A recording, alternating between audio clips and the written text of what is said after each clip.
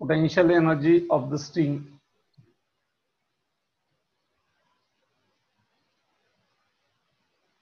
potential energy of a spring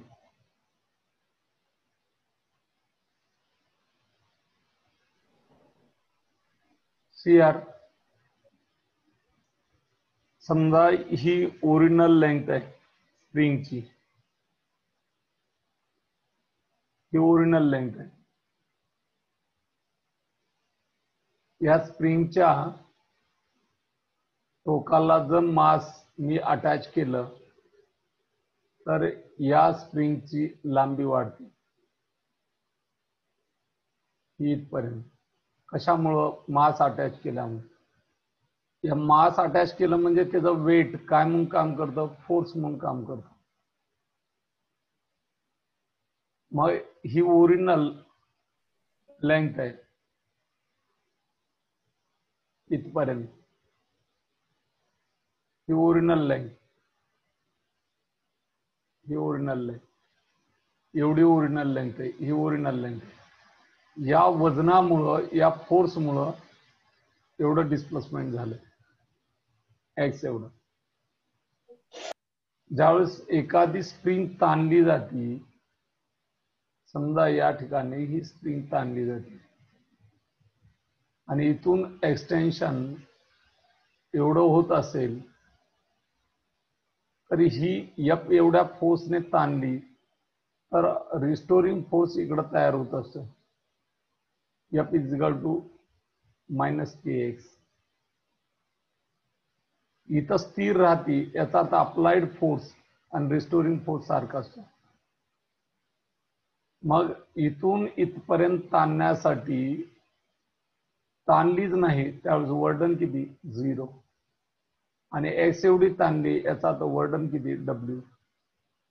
मग हे जे वर्डन आहे 0 to W, 0 to W म्हणजे डब्ल्यू, हे work done it is store in the form of potential energy. कशाच्या फॉर्म मध्ये स्टोर केलं जातं? पोटेन्शियल एनर्जीच्या फॉर्म मध्ये. म्हणून एफ इज इक्वल टू काय रे? फोर्स. जसं तुम्ही डिस्प्लेसमेंट या बाजूला वाढेल, एक्स या बाजूला वाढतो, तसा रिस्टोरिंग फोर्स देखील वाढत जातो. त्याचा अर्थ एफ डायरेक्टली प्रोपोर्शनल टू काय? X, but direction opposite. So F is equal to काय? Minus k x. या के ला प्रोपोर्शनॅलिटी कॉन्स्टंट म्हणतो आणि या प्रोपोर्शनॅलिटी कॉन्स्टंटला काय म्हणतात? त्याला स्प्रिंग कॉन्स्टंट. Spring constant. मग magnitude in a magnitude, in a magnitude F बरोबर काय? K x. तर के बरोबर काय? F by x. मग या स्प्रिंग कॉन्स्टंटचं एकक काय? तर newton per metre. It is the unit. Spring कॉन्स्टंटचं युनिट काय? Newton per metre. म्हणून या ठिकाणी पहा, F directly proportional to minus x, F is equal to minus k x in a magnitude, in a magnitude F is equal to k x, but F is equal to m g. त्यामुळं k x is equal to m g. तर k is equal to काय? M g divide by x. म्हणजे spring constant काढता येतो. M एवढ्या मासला, M या मासला मास attach केल्याच्या नंतर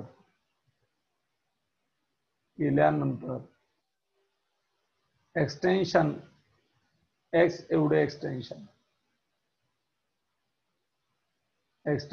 एवढी वाढती स्प्रिंग. तर स्प्रिंग कॉन्स्टंट काय? मग F is equal to m g, F is equal to k x, तर k is equal to m g by x. असा स्प्रिंग कॉन्स्टंट काढता येईल. मग SI unit of spring constant SI unit of spring constant काय रे? Spring constant K is equal to newton per metre. मग मला सांगा F बरोबर काय? -kx, बरोबर ना. समजा ही स्प्रिंग आहे, ही ओरिजिनल लेंथ इथपर्यंत, आणि इथून डिस्प्लेसमेंट केलं एवढं,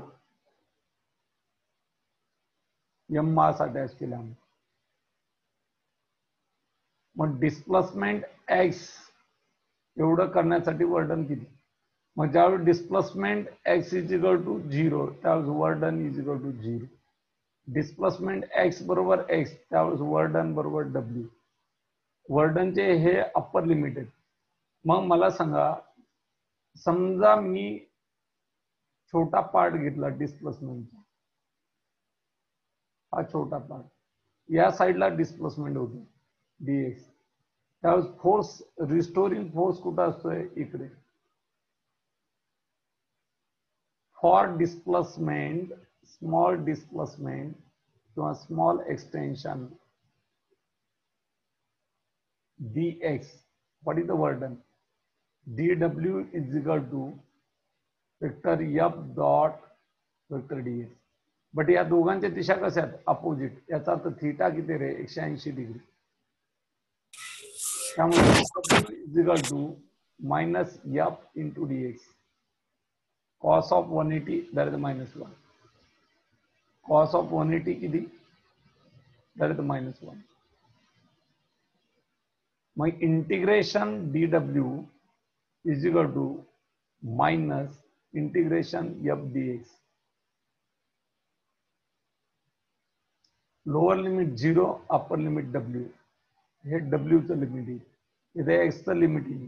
lower limit x 0, upper limit x. जास्तीत जास्त किती extension? x.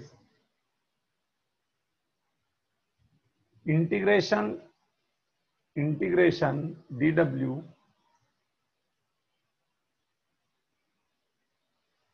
(0 to w) is equal to minus 0 to x. f किती? -kx into dx. Minus minus plus होईल. dw चे इंटिग्रेशन किती? w 0 to w, minus minus plus kx into dx 0 to x. Upper limit ठेवलं w, वजा केलं lower limit ठेवलं k बाहेर. Integration 0 to x x dx, 0 to x x dx, बरोबर. मग मला सांगा काय येईल रे? w मायनस 0 w k. काही पॉवर नाही म्हणजे 1 असते. x रेज टू n चा x raise to n plus 1 1 plus 1 divided by 1 plus 1, 0 to x. W is equal to k inside the bracket x square divided by 2, 0 to x. हा 2 बाहेर घेतला, 1 by 2 k x square, lower limit 0, upper limit x. So W is equal to 1 by 2 k inside the bracket, upper limit x च्या ठिकाणी x, 0 square म्हणजे 0. So W is equal to 1 by 2 k x square. काय आलं? W is equal to 1 by 2 k x square. W is equal to 1 by 2 k x square. W is equal to 1 by 2 k x square. That is the burden. हे वर्डन करता येतं. आपला potential energy काढायची, but that burden it is stored in the form of potential energy. U is equal to W. So U is equal to 1 by 2 k x square. It is the potential energy of a spring.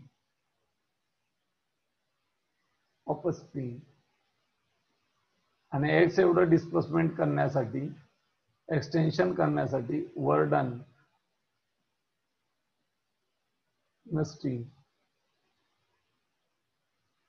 For extension x for extension x. Okay. Note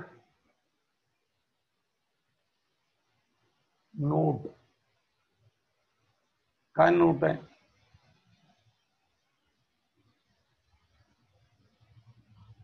note number 1 u is equal to काय 1/2 kx square. Number 2 f is equal to kx आहे, तर x is equal to f/k. समजा x दिला नाही, u is equal to 1/2 kx square, x च्या ठिकाणी f/k bracket square, तर u is equal to 1/2 k f square divided by k square. k cancel, so u is equal to f square divided by 2k. The potential energy in terms of f and k. The potential energy in terms of k and x.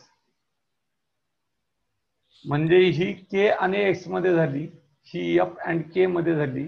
आता कशात f and x मध्ये काढायची. तिसरा u is equal to 1/2 kx square is equal to 1/2 kx into x. So u is equal to 1/2 magnitude kx म्हणजे f आहे, f into x. म्हणजे potential एनर्जीचे किती फॉर्म्युले मिळाले? 3. एक काय 1/2 kx square, दुसरा काय f square divided by 2k, आणि तिसरा काय 1/2 into f into x, 1/2 f into x. The next point, Einstein's theory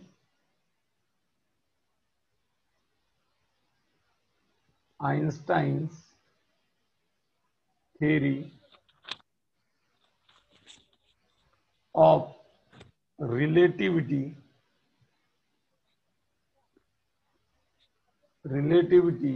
of about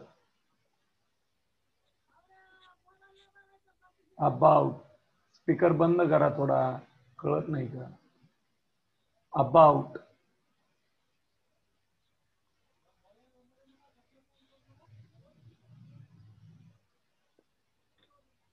Nemane Vaishnavi,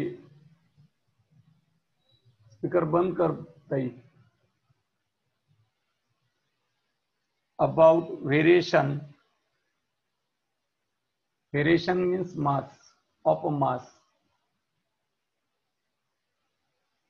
with a velocity.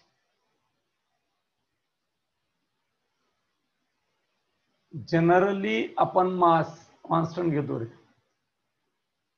पण आइन्स्टाईनच्या म्हणण्यानुसार छोटे पार्टिकल असतील, लहान पार्टिकल, याचा रेस्ट मास वेगळं असतंय, म्हणजे गतिमान नसेल त्यावेळेचं मास वेगळे,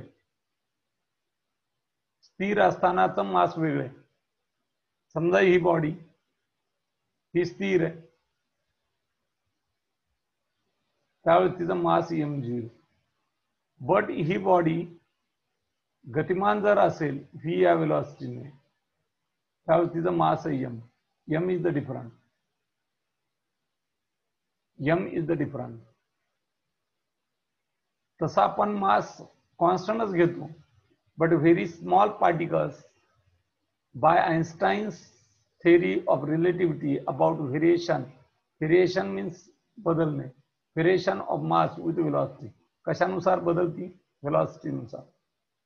मग त्याने या वेलॉसिटीची तुलना प्रकाशाशी केली, स्पीड ऑफ लाईट. त्यावेळेस ही वेलॉसिटी व्हेरी स्मॉल असेल प्रकाशाच्या, v less than c be the velocity of light. किती असते? 3 × 10⁸ मीटर पर सेकंड. याच्या मानाने खूप कमी वेग आहे हा. त्यावेळेस m0 काय रे, rest mass, mass of particle at rest. m काय, रिलेटिव्हिस्टिक मास म्हणतात त्याला. काय म्हणतात, रिलेटिव्हिस्टिक मास म्हणजे गतिमान असतानाचं मास. फी काय, speed of particle, speed of particle. C काय, व्हेलॉसिटी ऑफ लाईट किंवा स्पीड ऑफ लाईट.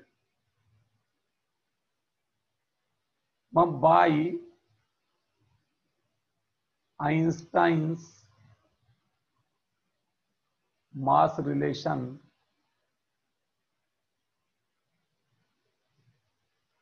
स्पीड मध्ये असतानाचं म्हणजे relativistic mass is equal to mass of particle, त्याच पार्टिकलचा mass at rest divided by square root of 1 minus v square divided by c square.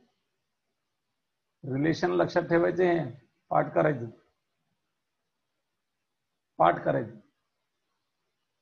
But इथे काय असतंय, velocity of particle याचा mass, sorry velocity speed of light पेक्षा कमी असते. मग त्याचा वर्ग तर आणखीच कमी होईल. मग v square divided by c square काय रे, लेस दॅन 1. सी स्क्वेअर इकडे आणला, याचा अर्थ v square divide by c square negligible, 0 घ्यायचा, निग्लिजिबल, विचारातून सोडून द्यायचं. काय म्हणलं, फी वेग खूप कमी असेल तर त्यावेळेस m इज इक्वल टू काय रे, m0 divided by square root of 1 minus 0. इथे v square divide by c square ची किंमत ठेवली. तर m0 तुम्ही मास, समजा मास कॉन्स्टंट कधी घेता, m0 कॉन्स्टंट कधी घेता, जेव्हा जेव्हा व्हेलॉसिटी लेस दॅन सी असेल.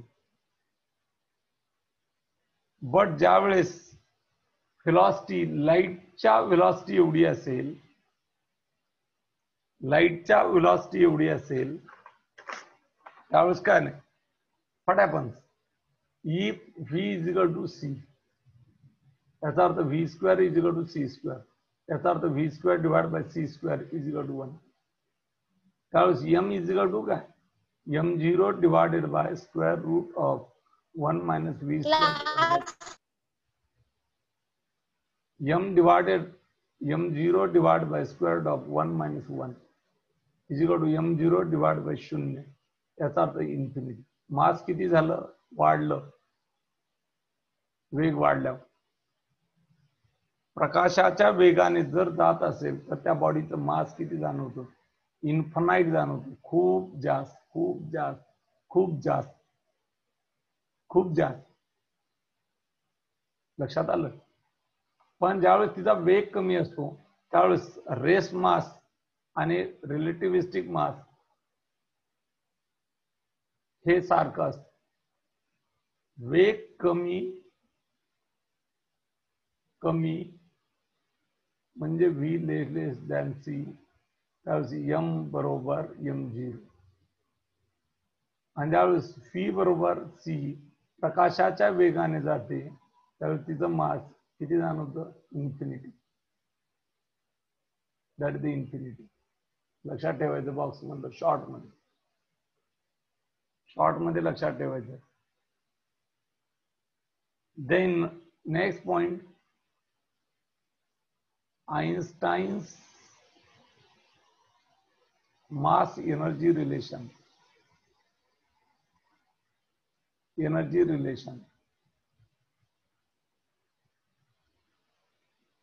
कन्सिडर करा, हा m मास आहे आणि हा v या वेगाने चाललाय, v या वेगाने चाललाय. But v less than c, तर v square less than c square, त्यावेळेस v square divide by c square less than 1. एक आपल्याला बायनोमियल एक्सपान्शन आहे,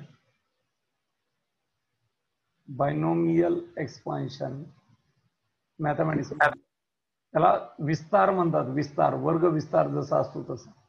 इथं वर्ग विस्तार नाही, इथं पहिली टर्म किती 1, दुसरी टर्म किती x आणि त्याची पॉवर किती n. 2 असतं तर एक्सपान्शन वर्ग समीकरण म्हणलं असतं. सॉरी, वर्ग समीकरण म्हणण्यापेक्षा एक्सपान्शन म्हणलं असतं, वर्ग विस्तार म्हणलं असतं. आणि या x ची किंमत जर लेस दॅन 1 असेल, या 1 पेक्षा लहान असेल, तरी ही पॉवर याला दुसऱ्याला मल्टिप्लाय करायची असते. 1 plus nx, higher order terms cancel होत असतात. ही शॉर्ट की बायनोमियलची. मग पहा, m इजिकल टू काय रे, m इजिकल टू काय, m0 divided by square root of 1 minus v square divide by c square. m is equal to काय, m0 divided by 1 minus v square divided by c square, bracket is to half, square root म्हणजे half असते. m0 खालचा कंस वरती घेतला, 1 minus v square divided by c square raised to minus 1/2, बरोबर. But इथं मी binomial expansion वापरतो. 1 plus x raised to n is equal to 1 plus nx. चिन्हासहित मल्टिप्लाय करायचे असतं n. मग काय येईल, m is equal to m0 1 minus n किती, मायनस 1/2 इंटू x किती रे, v square divide by c square. बरोबर आहे का. हा काय n, हा काय x. मग मायनस असू नाही तर प्लस असू. इथं मायनस असेल तर मायनस घ्या, इथं मायनस असेल तर मायनस, प्लस असेल तर प्लस. मग m is equal to m0 1 minus minus plus 1/2 v square divide by c square. मग what is the Einstein's mass energy relation, E बरोबर mc, mc स्क्वेअर असते. मग m ची किंमत ठेवून द्या, m0 1 plus 1/2 v square divide by c square into c square, हा झाला m. मग सी स्क्वेअर ने मी is equal to c square पुढे घेतो, m0 सी स्क्वेअर कंसात 1 plus 1/2 v square divide by c square. याने मल्टिप्लाय करा, is equal to m0 into c square plus m0 into c square into 1/2 v square divide by c square. C square ला c square cancel, is equal to m0 c square plus 1/2 m0 v square.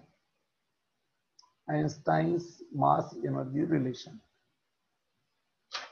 Einstein's mass energy relation. Okay, then see are. आता conversion factor पाहिजेत फक्त आपल्याला. Electron volt हे एकक कशाचे, काय म्हणलं मी, इलेक्ट्रॉन व्होल्ट, त्याला स्मॉल ई कॅपिटल व्ही म्हणतात. हे युनिट आहे, एकक आहे. कशाचं, एनर्जीचे, एनर्जीचे एकक आहे. एनर्जीचं एकक काय, युनिट ऑफ एनर्जी,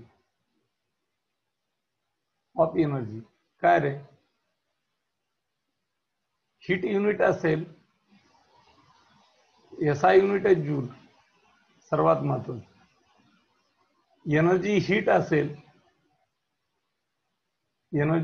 असेल तर तिचं युनिट किलो कॅलरी किंवा कॅलरी असते, और कॅलरी.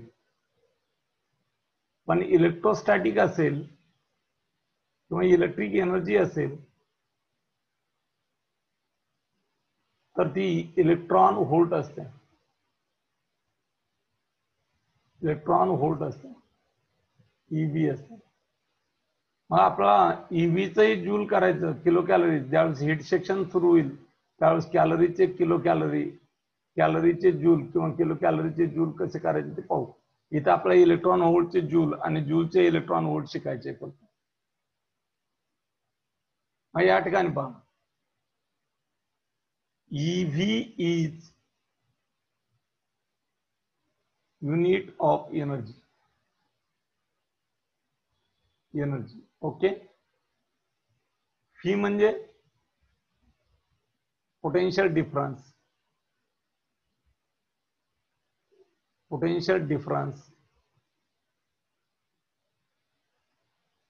Between two point. समजा हा पॉइंट आहे E आणि हा पॉइंट आहे B इलेक्ट्रिक सर्किट मध्ये. इथं +10 व्होल्ट आहे आणि इथे +2 व्होल्ट आहे. तर पोटेन्शियल डिफरन्स किती रे? PD between A and B किती? 10 - 2 = 8 व्होल्ट. या दोन पॉइंट मधला पोटेन्शियल डिफरन्स. समजा इथं +10 व्होल्ट आहे, इथंही +10 व्होल्ट आहे, तर पोटेन्शियल डिफरन्स किती? 0. इथं पोटेन्शियल डिफरन्स किती? 8 व्होल्ट.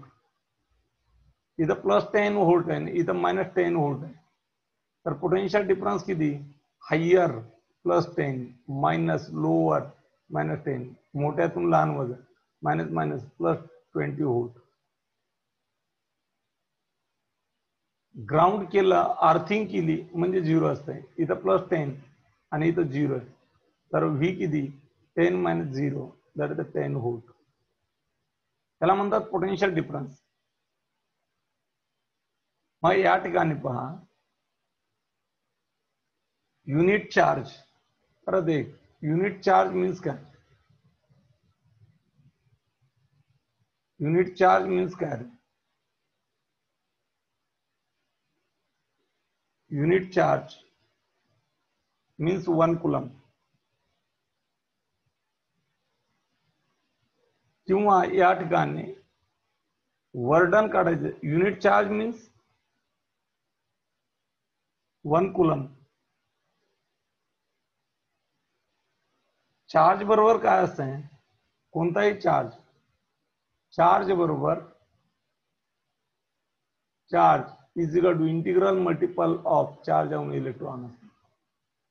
मग इलेक्ट्रॉन वरती चार्ज किती? तर 1.6 × 10⁻19 कुलम. किती असतो? 1.6 × 10⁻19 कुलम. हा चार्ज झाला, कोणताही point charge. 1.6 × 10⁻19 coulomb. Integral multiple of charge on electron. हा इंटिग्रल आहे, पूर्णांक संख्या असते.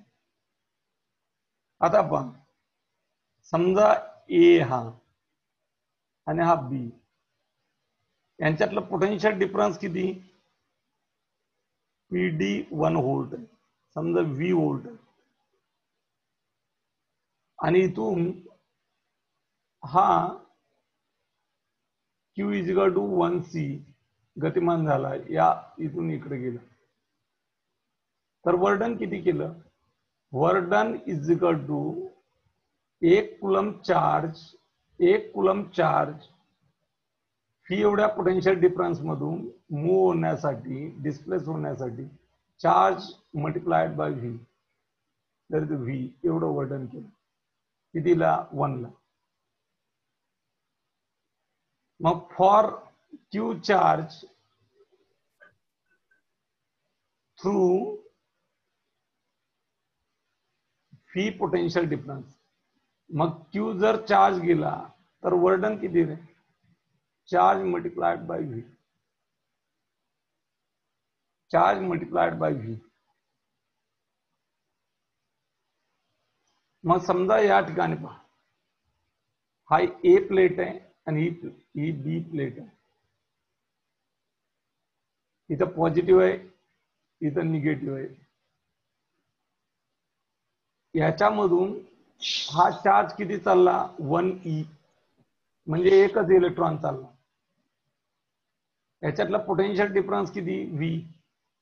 या दोन पोटेन्शियल मधला डिफरन्स किती? v. चाललाय म्हणल्यावर त्याला वेग आहे. चाललाय म्हणल्याच्या नंतर हा चार्ज आहे, त्याला मास आहे, आणि तो किती व्हेलॉसिटीने चालला? v या व्हेलॉसिटीने. मग वर्क डन किती करतो रे? QV. QV म्हणजे किती? For Q is equal to 1 electron म्हणजे E. पण इथं work done is equal to QV. Q ची किंमत किती रे? E. आणि पोटेन्शियल डिफरन्स किती? 1 volt. That the V volt. That work done, it is stored, it is converted into kinetic energy. मग K बरोबर W, तर 1/2 मास इंटू व्हेलॉसिटी चा वर्ग is equal to E into V. EV हे झालं relation. आता मला एक गोष्ट सांगायची, या ठिकाणी पहा, एक इलेक्ट्रॉन व्होल्ट म्हणजे काय? एक इलेक्ट्रॉन व्होल्ट म्हणजे काय?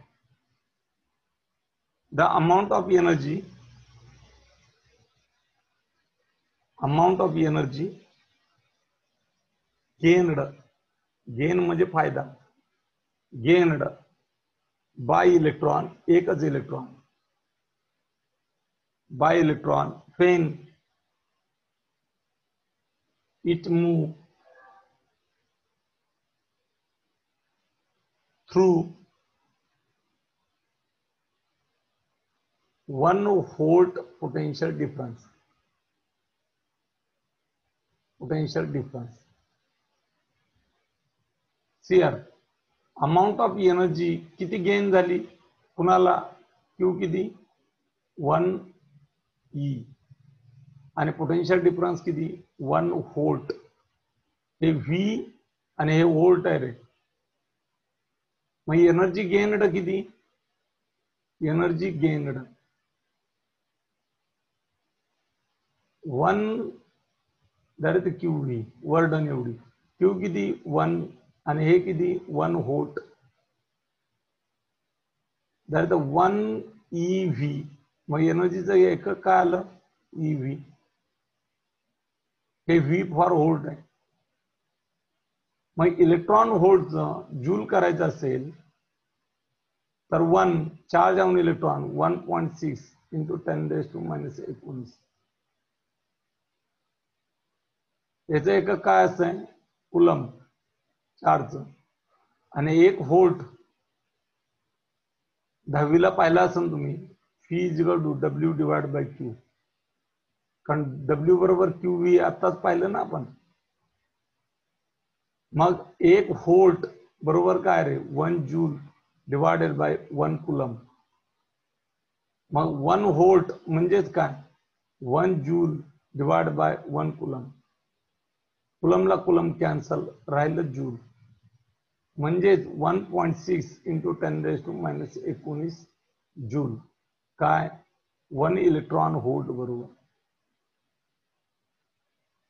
म्हणजे इलेक्ट्रॉन व्होल्टचे म्हणजे काय? EV चे जूल करताना 1.6 इंटू 10⁻19 ने मल्टिप्लाय करणे,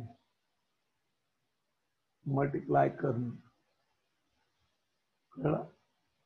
आणि त्याच्या उलट जूलचे EV करताना उलट करायचं, भागायचं. 1.6 इंटू 10⁻19 ने भागणे, डिवाइड करणे.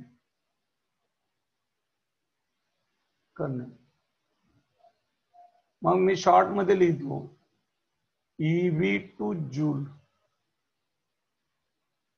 आणि जूल टू EV इकडे दाखवतो बाण असा. EV टू जूलला 1.6 ने इंटू 10⁻19 ने काय करायचं, मल्टिप्लाय. EV टू जूल हा वरचा बाण. जूल टू इलेक्ट्रॉन व्होल्ट करताना काय करायचं, डिवाइड करायचं. कशाने, 1.6 इंटू 10⁻19. लक्षात ठेवा, EV टू जूल करताना 1.6 इंटू 10⁻19 ने मल्टिप्लाय करायचं. उदाहरणार्थ एक्झाम्पल, 10 इलेक्ट्रॉन व्होल्ट म्हणजे किती जूल, 10 इंटू 1.6 इंटू 10⁻19 जूल म्हणजे 1.6 इंटू 10⁻18 जूल. बरोबर आहे. मग 2.56 इंटू 10⁻19 जूल. जूलचे इलेक्ट्रॉन व्होल्ट करायचे तर 2.56 इंटू 10⁻19 डिवायडेड बाय 1.6 इंटू 10⁻19. कशात झालं, EV मध्ये. या जूलचे इलेक्ट्रॉन व्होल्ट करताना डिवाइड केलं, गेट कॅन्सल. 16चा वर्ग किती रे, 1.6 चा वर्ग किती, अरे 1.6 चा वर्ग किती, 256. म्हणजे या ठिकाणी किती आलं, 1.6 इलेक्ट्रॉन व्होल्ट. 1.6 ने भाग झाला. मग इलेक्ट्रॉन व्होल्टचे जूल करताना 1.6 इंटू 10⁻19 ने मल्टिप्लाय करायचं आणि 1.6 जूलचे EV करताना 1.6 इंटू 10⁻19 ने डिवाइड करायचं. विसरायचंच नाही, विसरायचं नाही, विसरायचं नाही. Then here law of conservation of energy. काय म्हणतात त्याला, law of conservation of energy.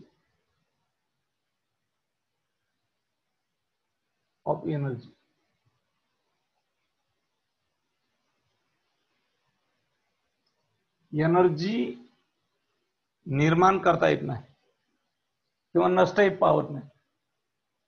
एका फॉर्म मधून दुसऱ्या फॉर्म मध्ये कन्वर्ट होऊ शकते. एनर्जी निर्माण करता येत नाही किंवा नष्ट पावत नाही. Neither be created nor be destroyed, only transfer from one form to another form, it remains universally constant. म्हणून या ठिकाणी स्टेटमेंट काय, energy neither be created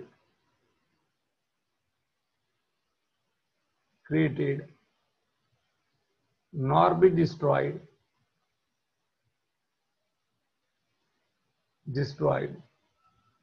only transfer from one form to another form.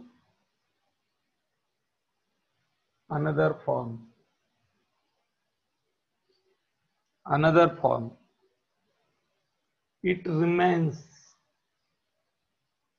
remains कशी, remains universally, विश्वामध्ये कशी, अक्षय, universally Akshay means constant or conserved.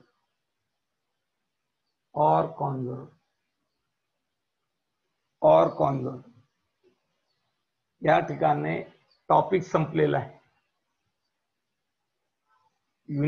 हिटच्या युनिटचं नंतर तुम्हाला समजावून सांगेल.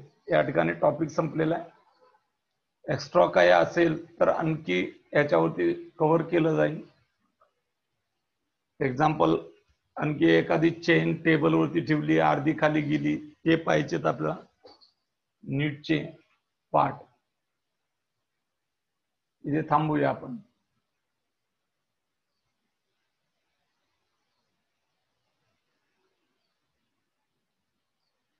Okay, bye.